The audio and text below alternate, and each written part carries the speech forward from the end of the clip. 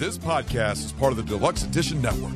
To find other great shows on the network, head over to deluxeeditionnetwork.com. That's deluxeeditionnetwork.com. Hold on, stop. Welcome back to the Shit Show 2.0. Okay, boomer. Damn millennials. Wow. Did not know that. Even flirters who are obviously mentally ill. You want to be my wife? Oh, this is gonna go downhill real quick. What is going on? And welcome to Take on the World with John. and Mike D. Hi, Mike D. Hi, John. How are you, John? Good. A lot better. Well, we're back in the house again. Back in the cave. And this topic came up because Of Patty's Day? St. Patty's Day. You know, I was watching this thing on the Irish people are like, you don't say St. Patrick's Day. He's like, we just call it Patty's Day. I just call it. So everybody in the States calls it St. Patrick's Day. I call it, where's my bear? Yeah. Did you drink green beer? No. Yeah, neither did I. I did that in Chicago once. Yeah. Because I've seen the river turn green and all that shit. When in St. Patty's Day in Chicago, it's a fucking trip, that place. Yeah. Anyway, the last few years for St. Patty's Day, we have gone down to Gettysburg. Gettysburg, as I like to say. Is it down or over? It's whatever you call it. Or down and over? We go up to Gettysburg. Is it back and to the left? It's a couple 2-3 miles. We go down there. We spend the weekend, and usually on Sunday we'll drive through part of the battlefield, get out, walk at the battlefield a little bit, and I love Gettysburg. we always have a good time. That place is so cool. It got me thinking.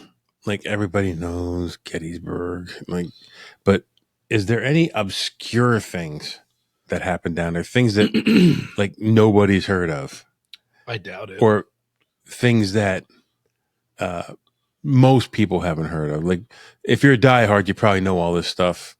You could probably turn it off, or you can listen to us ramble on and act stupid. No. Turn it on. Comment. I need comments. That's what fuels my body. Especially negative comments. I am. Like, not everybody needs a podcast. Have we got any negative comments on the stuff that we do? Yeah. I don't. I know. I think I remember like one, and I think it was directed towards you. Probably. Oh, that's what it was. I think it was.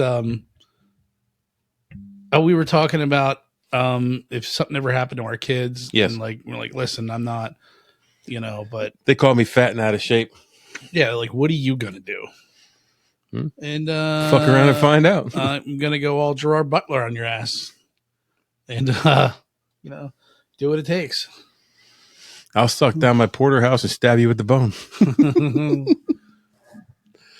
Anyway, but before we get going, I want to talk about the Deluxe Edition Network. Do it, man. As we always do. Preach, brother, preach. We are a proud part of the Deluxe Edition Network. A group of podcasters get together, help each other out. We cross-promote each other. We sit on each other's podcasts from time to time. And just like I had 2 different podcasts on doing the wrestling injuries. Which I was not a part of. I was supposed to be, but I couldn't make it. Which is one of the negative comments I got. Because I misspoke about something.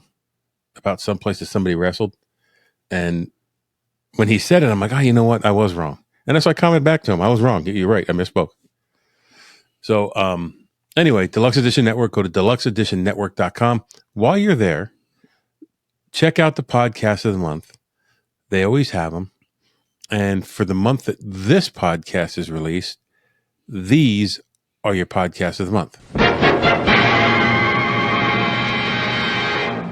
The Steve and Crypto Show podcast is a Rondo Award-nominated podcast that covers pop culture, horror, featuring great interviews, conversations, special guest segments with creators, entertainments from all mediums while keeping a sense of humor. Why not opt for a simple pleasure of a cup of Coffee Brothers coffee? The socially acceptable way to tackle Mondays without the HR headache. So grab a cup, take a sip, and conquer the day, one delicious drop at a time. Coffee Brothers sources seasonal, award-winning, and specialty coffees, focusing on high-scoring and high-quality blends, espresso roasts, and single-origin coffees, which are all small batch roasted. Experience complex taste notes from fragrant and aromatic to bold and rich. Coffee Brothers Coffee is a two-person brother team, hence the name. They roast all of their coffees in small batches out of their New York City roastery. Go to coffeebros.com and use TOTW10 for a discount at checkout.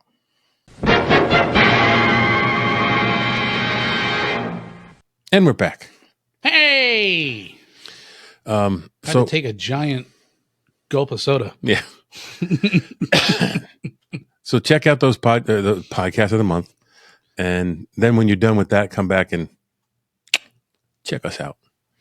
This is episode, I believe, 153. 120. Which, you know what? I think we should really, I don't know. I wish we could enhance the sound quality from our first 10 episodes. 20, 30, I don't know. Probably 20. But alas, here we are in all of our glory, fame, fortune. So we are doing Scrooge McDuck swimming in my gold coins at night. Unusual and obscure facts about Gettysburg and the Battle of Gettysburg. But I'm going to give a little background about the Battle of Gettysburg to start off. Okay? Yeah. Okay. Do you want to throw anything in? Not at this time, Your Honor. Okay. The Battle of Gettysburg began Wednesday, July 1st, 1863. It's almost the exact midpoint of the Civil War. I think a lot of people think Gettysburg was like towards the end. I think this is the furthest north they went, wasn't it? The Confederates went. It's not on the railroad map. It's not. It ended right here. Well, I'm looking. That's Berks County anyway. I'm not sure. Good question. Anyways, don't get hung up on the question. You do that to me, and it bugs me because I don't know. How do I'm like retarded till it comes up with bizarre questions to ask that stump you. Well, it does two things. Number one, where did you find that very good question? I think I heard it somewhere. Number two, fuck you, because it's a question listen, that I don't have the answer to. So when, in my early 20s, when I'd be sitting on the couch, I'd always watch the History Channel. And the History Channel back then, it wasn't like Ancient Aliens and stuff like it is now. And it was always World War II films, like black and white documentary films and film footage from World War II, or stuff about the Civil War. And so I just sit there and absorb all that information. So I think I heard that was as far north as they ever went. And maybe I'm wrong. I don't know. No, it could be. So the first shot, what they call first shot, was fired northwest of the town early in the morning as advancing Confederates ran into cavalry's pickets. Although exactly when and where is a matter of intense debate. It continued till Friday, July 3rd, with the repulse of Pickett's charge and Stuart's attempt to drive around Meade's flank and into his rear. Wow. Each of the 3 days saw intense fighting in and around the city. The armies remained facing each other on the battlefield on July 4th. There were minor skirmishes, some casualties, but it did not escalate into major fighting. And it is usually considered not usually considered part of the battle. So Gettysburg was the bloodiest battle of the Civil War. How do they measure that? Just by body Excuse me. Everybody want to hear me crunch on my ice? No, nobody wants to hear that. So, Johnny Jump Ahead, next line. are you serious? It is Oh, estimated. fucking good. That's classic. It is estimated there were at least 45,000 and possibly as many as 51,000 casualties in the two armies of Gettysburg. Now, I got to pull up that little chart. That Well, hold on. That's not Johnny Jump Ahead. Yeah, This doesn't answer my question. yeah, the number of casualties. That's how they count it. That's how they determined it was the bloodiest? Yes, and I'm going to give you the stats Okay. because that chart didn't copy over very well into my teleprompter. But I think it's important to see this because It's a meat grinder. there's something in here that I consider an obscure fact. So when they say casualty, a casualty is killed, wounded, or missing. Okay. Missing, i.e., turned into bologna mist. So the Union lost dead 3,150 soldiers. Wounded was 14,500. This is in 3 days. Yeah, that's crazy. Missing 5,165 for a total of 22,815 casualties. I want to know how you go missing in this battle. You, like I said, you turn into bologna mist. Like you get hit with a mortar, and you just. So 5,000 of them got baloney misted. I would think, dude. I mean, When I think missing, I think MIA. running away. I don't think. I'm sure you have a ton of that as well. So But you think you're in tight formation, right? Shoulder to shoulder, pretty much, lines and lines, and they're just lobbing cannonballs, explosives at you, left, after, right. maybe it was bodies they couldn't identify. Yeah, maybe your head got blown off, and you just I you don't know who you are. I found the 5,165 missing, like telling, odd. So the Confedis, they killed 4,400 soldiers. They had 12,950 wounded and 5,350 missing for a total of 22,700 casualties. Wow. So officially on this list, it's 45,515 casualties. That's just carnage. Yeah. Yes. 3 days. 3 days. 3 days. So, like, the total between both of them, all three categories, was just over the entire amount of the same in the whole war of Vietnam In 3 days. in 3 days. Wow. How long was the Vietnam War? 10 years? Not quite 10 years. Yeah, that's crazy. 3 freaking days, and just I can't even imagine like the noise and the chaos, the smoke and the smell. Well, it must have been hell on earth. So they say it's impossible to calculate the exact number because the missing and incomplete records. Sure. This estimate is one of the more conservative and probably significantly understates Confederate missing and wounded. Because I don't know if they reported it the same way. Just the fact that we're like under 2 hours from this place. Yeah. That you can go visit and like see and touch history. Well, we always go to Devil's Den. Yeah. And I'll walk through the Devil's Den. They have stairs there now going up the side. I'll walk up to the statue, and you can look where they were shooting this way. They were shooting this way. It was, and you could just see the field, and it's quiet, and all you hear is the wind. It's surreal. Yeah, the first time I was there. We were over by, I think it was what do they call it? The something field, the hay field, the cornfield. Hey. It's right by the church. Just one small church that was up on the hill. But anyways, on a beautiful freaking day. Actually, it was the same day that the battle started. So it was god awfully hot, but it was gorgeous. Nice sunny day, very humid. And again, I'm thinking, I'm like, man, could you imagine like having all that wool uniform on and like having to do something like fight in that heat? But anyways, I got my foot up on the picket fence and I'm just like chilling, like looking out at the battlefield, just daydreaming. And all of a sudden the wooden pole broke. I went fucking ass over teacups into the battlefield, and some lady like across the street was on her bike, and she's like, "Oh my God." She's like, "That man broke the fence and he broke into the battlefield." And she got on her phone and she like started making a phone call. And I'm like, "Oh shit." Oh, and I got up and I like tried to put the piece of wood, but it was broken, and I just dropped him like, "Let's get out of here." And we just like left real quick, and I was like, fuck. I'm like, I've been here for 10 minutes. I'm going to get arrested already? What the fuck? I'm like, that's my luck. Thanks, Karen. Yeah, I fall into the fucking battlefield. Like, dude, no trespassing or you will be prosecuted. Is that trespassing? I didn't do it on fence purpose. is unsafe. Yeah. I should have sued him. Been like a total Karen.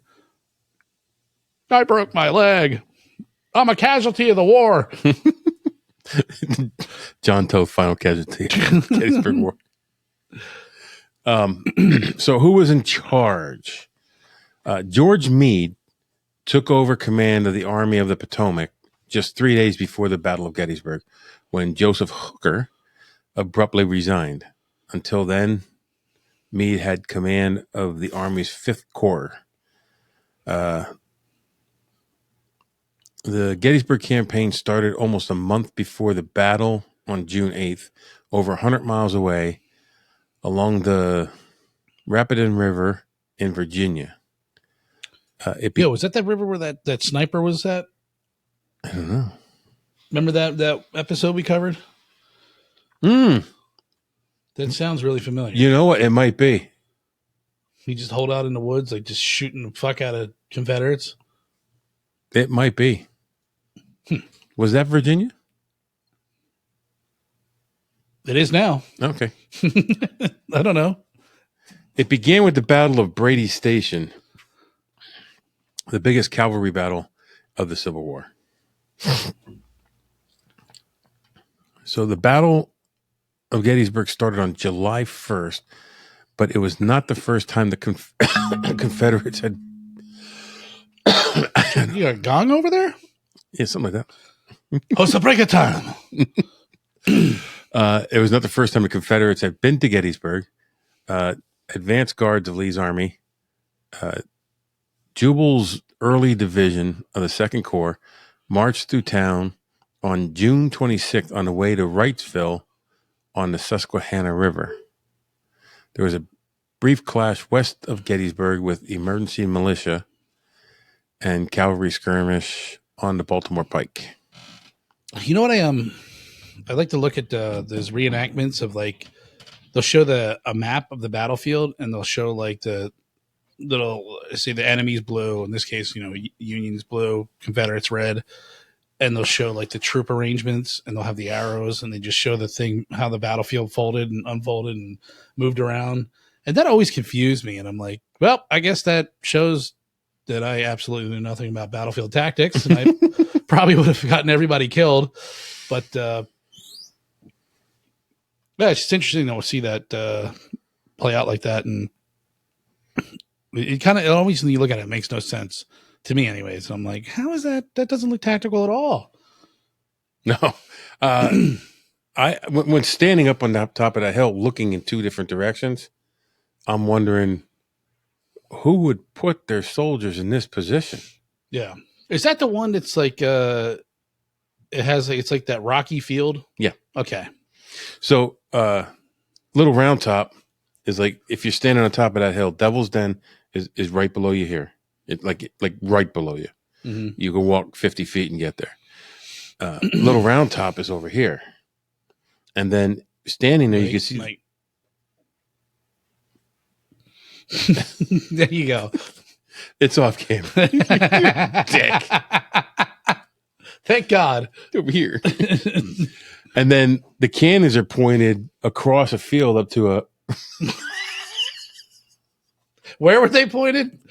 across a field up to a farmhouse on this side. Okay. And I'm like, well, you're taking shots from two different directions. Yeah. That's danger, Will Robinson. Yeah. So I'd love to see that visual map of how the battle moved, especially right there at Devil's Den. Yeah, it's really cool. So the first Union soldier died at Gettysburg. He was killed on June 26th, 5 days before the first shot of the battle was fired. How did he get killed? Well, let's talk about it. Private George Sando, a native of Gettysburg, was killed on Baltimore Pike in a skirmish with Confederate cavalry screening the advance of the Early's division. Sando Cavalry Company became part of the 21st Pennsylvania Cavalry Regiment, whose monument is along Baltimore Pike, where Sando was shot. So that advance party that came in Shot him. This is uninteresting to me, but there's no standard time. So each town really kept its own time according to the moon phase where they were. So watches of the observers of the same event often showing very different times of when everything happened. Yeah. Okay. Synchronize your watches. I think this was kind of common in the battlefields, Civil War, but I want to say there was pictures, like families would go out and picnic and watch the battlefield.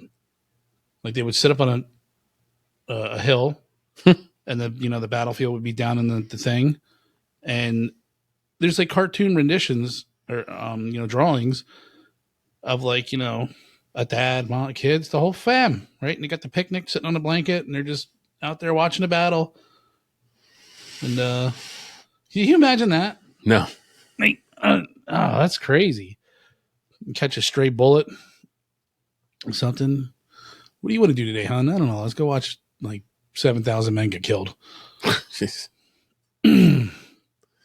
Around 2,500 civilians were in the battle area. One, 70-plus-year-old John Burns is honored by a statue on the battlefield for grabbing his musket and joining the Union troops in the fight on July 1st west of town, where he was wounded.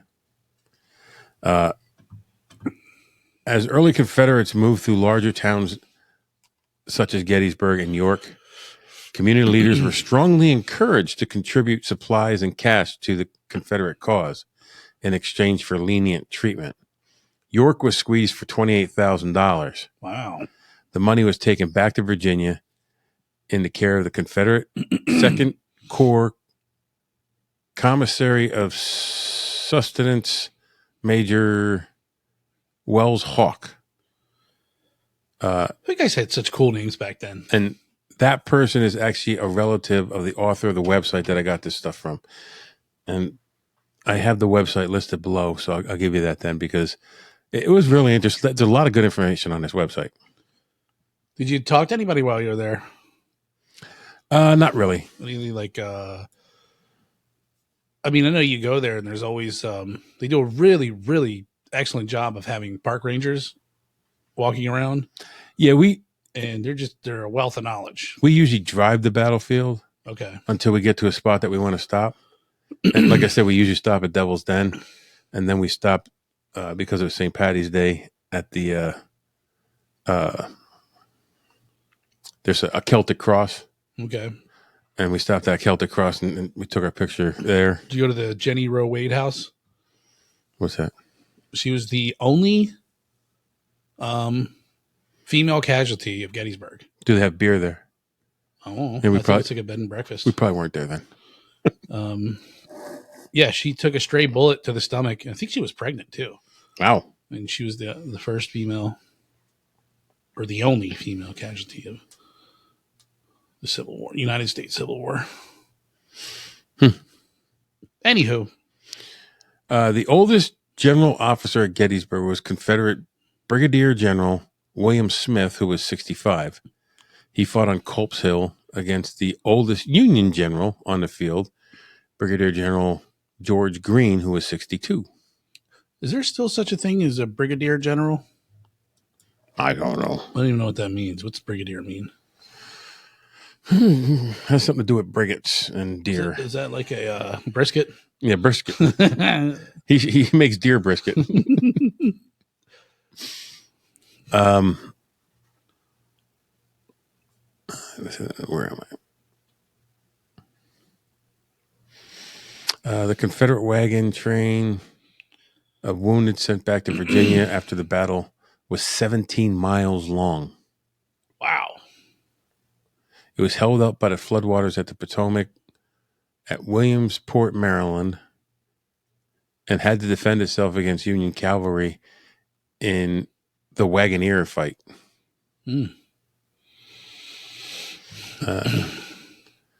Not just humans suffered. More than 3,000 horses were killed at Gettysburg. Jesus. Wow. Linda Leicester? Leicester? I'd say Leicester. Who owned a small farmhouse by George Meade's headquarters, found 17 dead horses in her yard. Damn. The only comparison for the extreme damage to her property, or the only compensation for the extreme damage to her property, was selling the bones at a half-cent per pound. Abandoned weapons. 37,574 rifles laying on the battlefield were collected after the battle. Could you imagine having one of those to this day? Yeah. 24,000 of them were still loaded.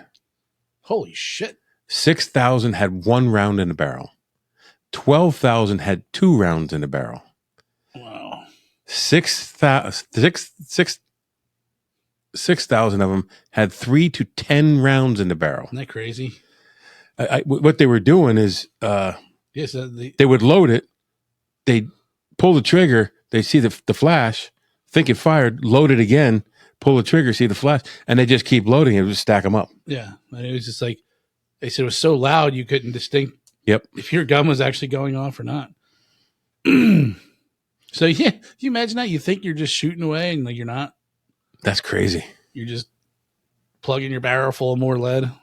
More did I say that right? More lead. Battle of Gettysburg is one of the most significant engagements of the Civil War. Is rich with historical detail. Here are some of the lesser known facts about this pivotal battle. So this is what I wanted to get into. The other stuff was just some things I found about the battle. The weapons on the ground and the dead horses could have gone any unusual facts for me too, because I didn't know that. Yeah, that makes sense. I understand what happened with the rifles, but I didn't know there was that many. I didn't either. That's crazy. I know there is I don't know if you talk about this, but maybe you want me to wait and I'll just mention it if you don't. No, I just jump over it if you pick up one. All right. So there's, I forget what house it is, but it's really popular. With it was, I guess, a family lived there, pretty well-to-do family. The Confederates came in, kicked them out, and it was like a Confederate hospital. And I think they have it set up to this day as like the way it would have been back then when they seized it. And it was a sniper den in the attic as well. And you look on the outside of the house, still to this day, there's musket holes and all around the windows of the attic. Right. And they did a what the hell is that? A luminol test on the walls, and you can see like blood on the walls yet. It's been long washed away, but it's still residue of like when the guy got shot up there, and he's like, clinging to the wall or whatever. But yeah, they said that they would they would have had the kitchen table with a chopping up a horse for food and giving it to their soldiers. So that's basically what they did. They just commandeer your house, kick you out, and then use it as for whatever they wanted. So funny side story. While we were down there, the one guy was there with his fiancée. His fiancée is from Eastern Eastern Europe, Mhm. and her family had to flee the country because it was war torn. And when they met, he goes, "Oh, we can go to Gettysburg, and I can show you a house with that still has musket balls in it." And she looked at him. She goes, "I can show you 1,000,000." Yeah. Wow. Or something like it was something like that. It was funny because like you don't think about that. Right. Like some people still live like that. Yeah. And like I go down there and I'm amazed that there's still musket balls in the bricks. And So I used to work with a guy who he got caught metal detecting the Gettysburg battlefield, right? And a big sign, no relic hunting. yeah, well, he was going at nighttime, and he had night vision goggles, and he was dressed in all black. What he was doing, he would like park in this like real remote location, but not super remote. And I guess a cop drove by and just, that's kind of weird. Just like the second day in a row, this car's been here. So I guess he chalked his tires or whatever, or waited for him. And he came out, all his gear and shit, and they fucking arrested him. And I don't know if he ratted his partner out, and they raided his house. And they were telling me, no, I don't know, I didn't see it, but he legit was like in trouble. And he ratted his partner out, and they seized like all kinds of shit relics from his fucking house. And the guy was weird. He was just a goofball. Like didn't come off as very smart, just kind of like a dumbass.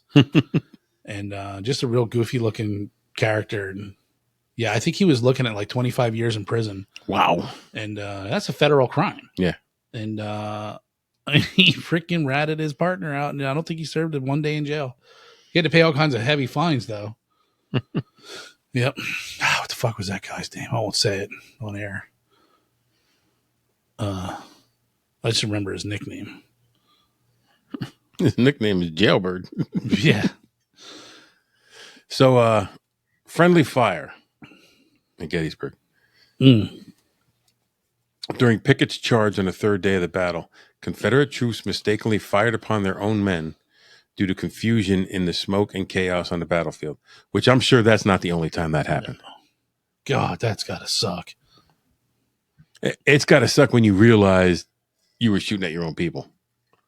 And it's got to suck if you're one of your own people getting shot at. And it's friendly fire? No, mother suckers. Mm. Signal Corps. The Battle of Gettysburg witnessed the first battlefield use of the U.S. Army Signal Corps to send messages via signals, signal flags, torches, and a precursor to the modern military communication methods. Huh. Which I found pretty cool because that is. I Know didn't know that's where it was initiated. Man, could you imagine like changing things now? Like if you want your mortar squad, or your cannoneers, whatever they're called, like, oh, we need them up on this hill, and you got to get all that heavy ass equipment. How long that must have taken? Ugh. And no, just hooking it up to a truck and pulling it up there. Right? Yeah. Lee's battle plans. Lee's battle plans for Gettysburg, known as Special Order Number 191, were It's not at your Chinese restaurant. Was that? It's not what you order at your Chinese restaurant. Were wrapped around 3 cigars and lost. They were found by Union soldiers and provided General George G. Meade with critical intelligence about Lee's intentions. I mean, that's a genius way to send your messages in case you get captured. Nobody really looks at a cigar ring. Yeah. They just toss them out. Oh, it was actually wrapped up like a cigar? It was wrapped around cigars. Oh, I thought they like put 3 cigars and then wrapped the thing around it. That makes more sense. So it's disguised as your battle plans are disguised as a cigar. Yeah. A cigar. A cigar ring. Ring. That's how I took it. Wrapped around 3 cigars and lost. Okay. Oh. Yeah. Even better. Horses lost. Battle resulted in the death of approximately 3,000 horses, highlighting the immense scale and impact of the conflict beyond human casualties. Didn't we just say it was more than that? I think you said 37. No, 3,000. Said more than 3,000. Witness tree. A sycamore tree located on Cemetery Ridge, known as the Witness Tree, survived the battle and served as a landmark during the fighting. It still stands today as a symbol of resilience and endurance. That's crazy. Damn.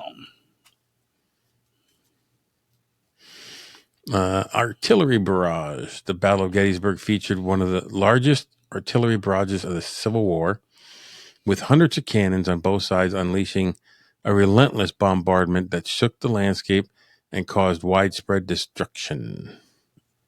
You ain't kidding. Yeah. Well, you just walk around that battlefield. It just, I'm sure there was more cannons than are there now. And just the number of cannons are there now as displays is like, it's crazy. Yeah, there was probably thousands of cannons. After the battle, local citizens and soldiers worked tirelessly to bury the dead. This effort led to the establishment of the Gettysburg National Cemetery, where thousands of Union soldiers were laid to rest, including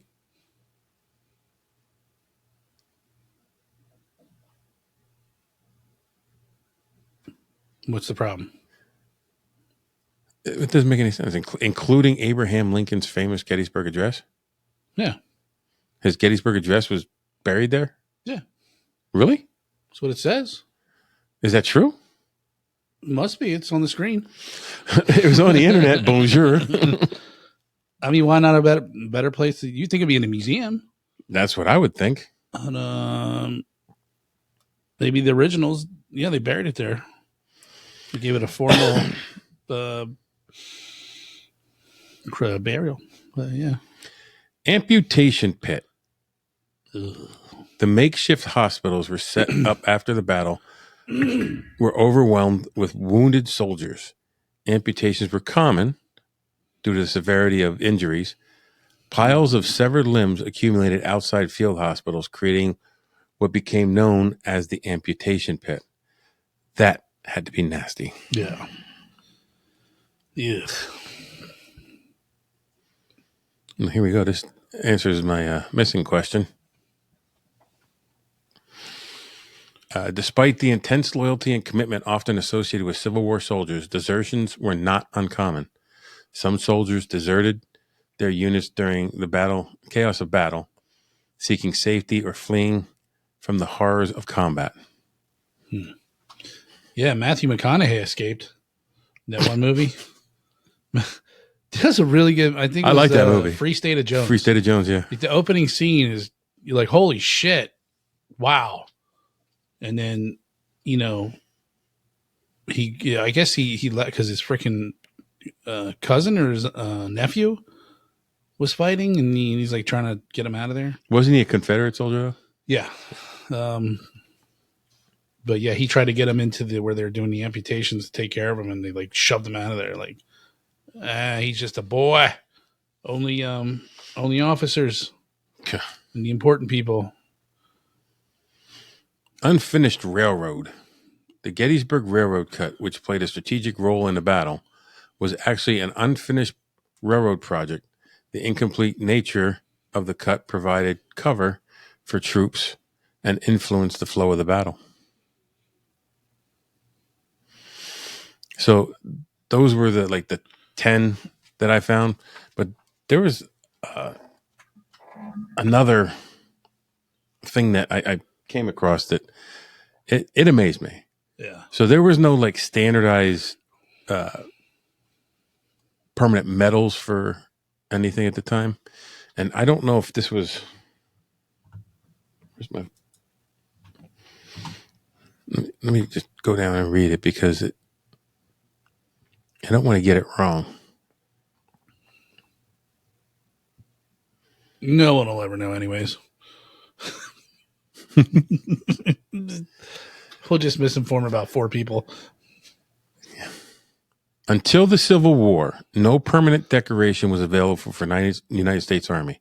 On March 3rd, 1863, the Medal of Honor was authorized for members of the Army. So during the Battle of Gettysburg, 64 men received the Medal of Honor for their actions at Gettysburg. Wow. And I pulled 2 of them out just because I found them interesting. Jefferson Coates, Sergeant, Company H, 7th Wisconsin Infantry, issued June 29th, 1866. July 1st, Boscobel, Wisconsin, Grant County, Wisconsin, for unsurpassed courage in battle, where both his eyes were shot out. God damn. Then this one, I'm assuming he did not survive that? I don't know if these were posthumous. Dude, if you got both your eyes shot out with a musket and you survived, either you got a very tiny brain or you're one tough son of a bitch. Yeah.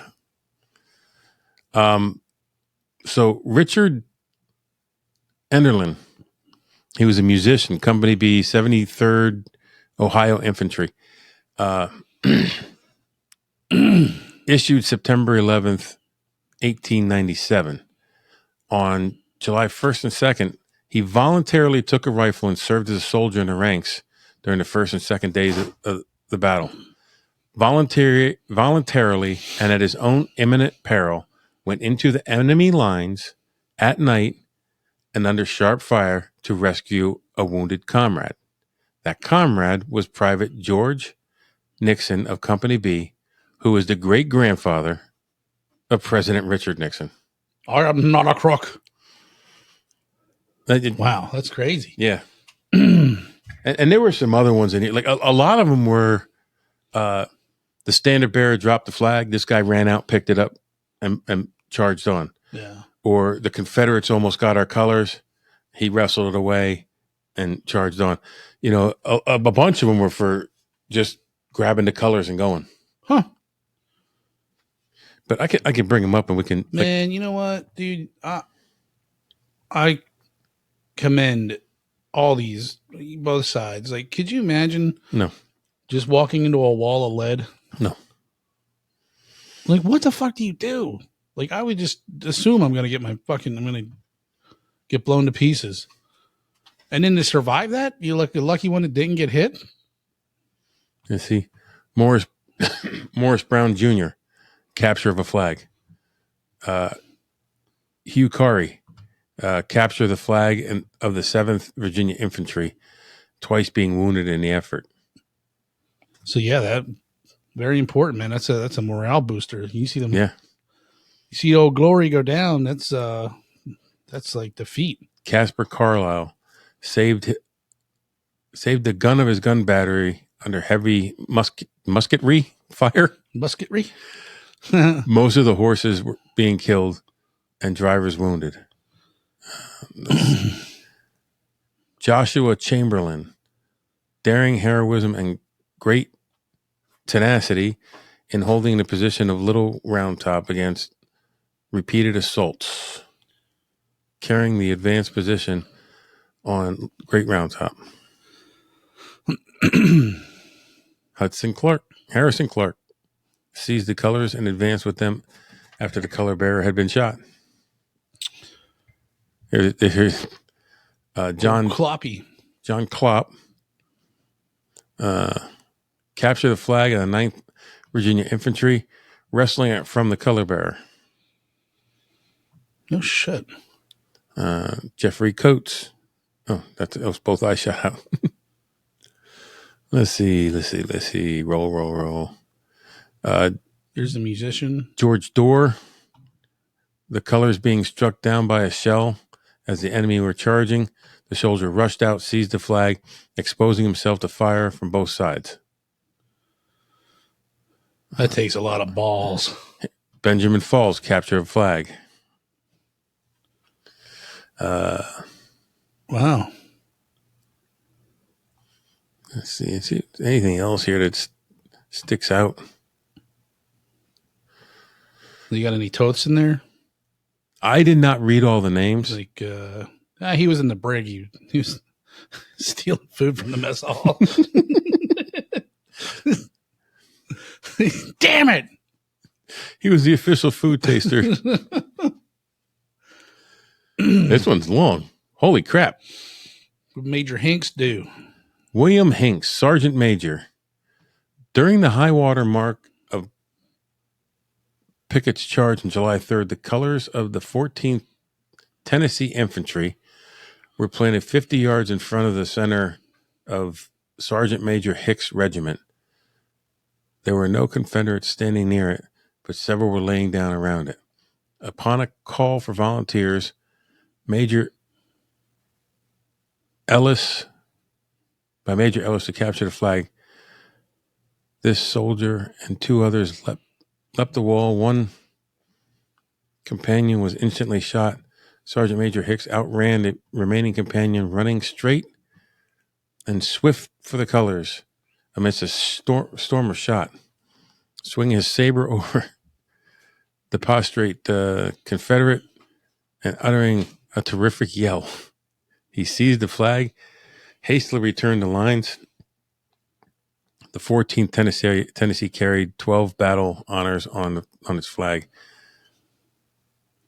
The devotion to duty shown by Sergeant Major Hicks gave encouragement to many of the comrades at a crucial battle in a moment. Okay, hold on. Moment of battle. What I just totally was on cloud nine when you said that whole thing. I was thinking of something about food. Yes. What are we doing for dinner? No, I was thinking about. I'll mention it here in a second, but I didn't hear what you said. Why did he get the? Why did he get the? Basically, their flag was planted out in front of them, about 50 yards. There were Confederate soldiers around it. The Confederate soldiers were trying to get their flag, and Major Ellis told them, "Get our flag." They jumped over the wall. He ran out with his sword, yelling, and got the flag and brought it back. Dude, that's so cool. I don't know why that one has such a long explanation compared to the rest. Yeah, I think I spaced out there for a second, but what I was thinking about was, have you ever heard? It's the AI rendition of what a rebel yell would have been. No, it's fucking creepy. You ever hear of like the Aztec death whistle? They did an AI thing of what it's like, this little whistle. It's like constructed out of bone. Oh, they would just blow into it. And I thought they put it in their mouth, but there were some of the Aztecs that actually had it embedded in their throat. Oh, that would be crazy. If that's true, that's fucking awesome. Or am I thinking of Bone Tomahawk? I think you're thinking of Bone Tomahawk. Okay. But anyway, so the I don't want to get too much in the end. This is off topic, but the rebel yell. It's like would it have been like 1,000, 2,000? Maybe we can look it up and put it on here. I know it doesn't really have too much but it is the U.S. Civil War, and it's kind of cool. It's just to hear that, and I've seen actually they interviewed a Confederate soldier, and they're like, what did it sound like when you do the yell? How would you do it? And he started doing it, and keep going. But you think of like 1,000 guys doing his terrifying sound, terrifying. Yeah, I mean, I love the Civil War history. There's just so much of it, and it's just fascinating. I want to talk about two or three more parts to this. I don't know if you have them written down, but God, why did that show up? What? The Schwarzenegger Arnold Rainbows? I don't know. That's so stupid. Oh my God. Oh, of course, that's why. Another showing Billy Idol. Oh, maybe that was they were all doing. Maybe it wasn't AI. What the rebel yell sounded like. How long is that? That's 3 minutes. That one's 4.5. That one's 39 seconds. Okay, let's play that one. All right.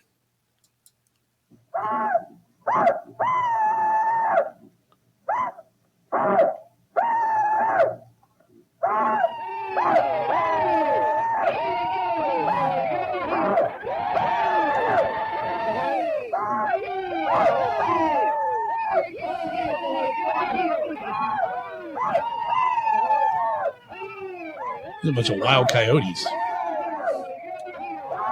That's not the one I remember. I'm like, God, are we? Oh, shit. Sounds like they were kayaking down the river. You sure do got a pretty mouth. Oh, my God. You hope you brought extra butter. Yeah, that's not the one I remember. The other one was I think it was AI. Okay. And, well, that was. It like starts off the same, like one guy doing it, and then it's like it's 1,000 guys, and you hear like the rushing of their feet, like stomping on the ground, and you just think of like, holy fuck, we're gonna die. And I have 8 bullets plugged in my barrel. It's like that Polynesian dance thing that they do, the battle dance. You ever see that? Oh yeah. What's that one? Not rugby team, the Australian All Blacks. I'm sorry, the New Zealand All Blacks. They do that battle cry before every game. It's like, okay, it's intimidating. Like they're gonna rip our heads off and eat us. I'm gonna be spitting on a roast over a fire. Yeah. So anyway, that just touches the top of some of the unusual things. And yeah. Well, hold on. I wanted to say a couple more things. Okay, go ahead. You go, boy.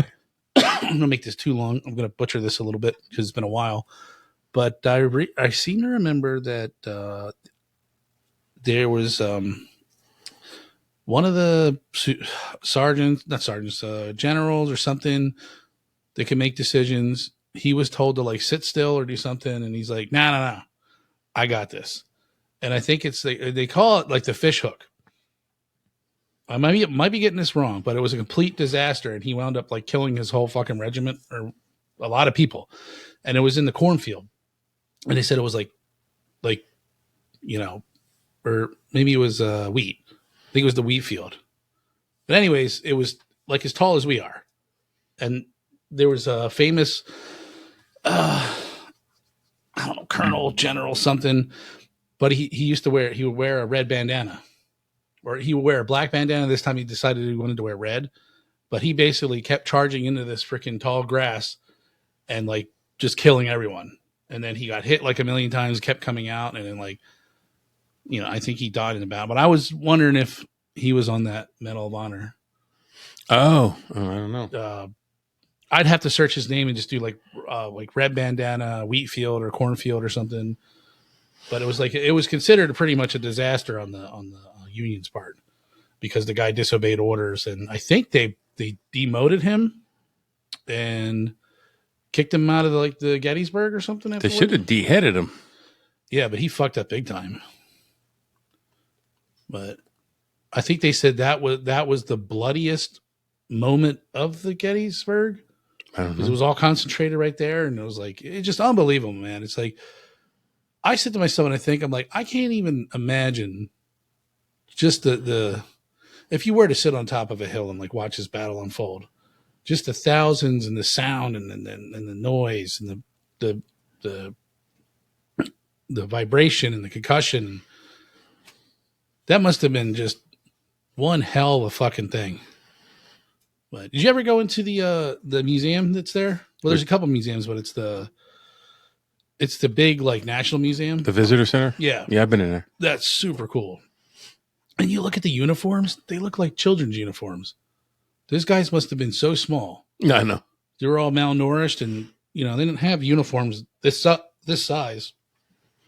And imagine if you had a Barrett 50. Oh my God! And you were a mile away and just taking out Confederates one after the other.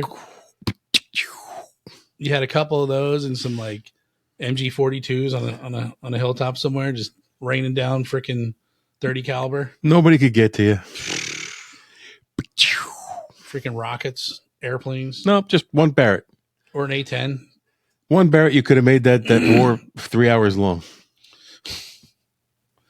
You just slice through like 10 guys at once. You take out the leaders, they're going to stop fighting. He said that. You know who the leader is? It's a guy who's always pointing the finger. He's all holding a clipboard or pointing the finger. Or has a white hat on. That's what Carlos Hathcock said. And he crawled something for like 3 days into this encampment. And he's like, shit, I don't know which one to kill. And then he's like, oh, there he is. He's the one he was like pointing. Said he took him out. The place was like a hornet's nest. And he's like, they were literally like stepping over me. And they never found him. He crawled back out, made his escape. Anyways, yeah, that's interesting, man. I thought it was interesting since I was just down there, and like I get down there and I get nostalgic and for the lore of Gettysburg, and I was wondering, I mean, what kind of obscure stories can I find from down there? And I've just found these obscure facts. I still would like to find some obscure like stories about individuals and what they went through there. So, but we took on weird things, unusual things from Gettysburg and the Civil War. Now you go take on the world. Hey, this is Sammy from Barrel Aged Chicks, and I'm here with Yen. Hey, everybody. How you doing, Yen? I'm feeling amazing. Yes, you are. Well, what we're here to do today is talk about where you can find Barrel Aged Chicks. You can find us on Google Podcast, Apple Podcasts, Spotify, Anchor, and Good Pods. Yep. On the Barrel Aged Chicks, we have myself, Sammy. We have Yen, of course. And then we have Snow, Crystal, and Harley. Yep. We enjoy talking about everything from movies to being current moms to being just the ladies of the Barrel Aged Flicks boys and their shenanigans in general. Please join us without kids. Thank you. Yes, our podcast is explicit content, so it is definitely not for little ears. But come out, let your hair down to hear the chick side of things. Whoop, whoop. It's a shit show. Please join us. We need some mom time.